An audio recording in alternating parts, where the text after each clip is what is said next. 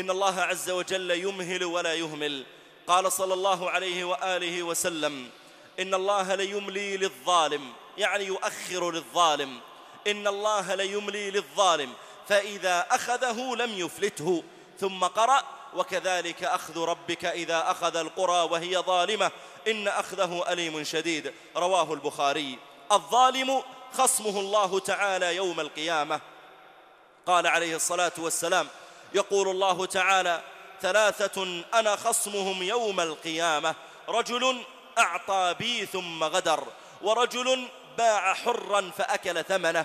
ومعنى قوله صلى الله عليه وآله وسلم أعطى بي ثم غدر، يعني لا التزم بشيء معين لشخص، كأن يكون أخذ منه مالا وأقسم له أن يرده إليه، فلما سمع ذلك المأخوذ منه المال القسم، وثق في ربنا عز وجل ورضي أن يعطي ذلك الرجل المال فغدر.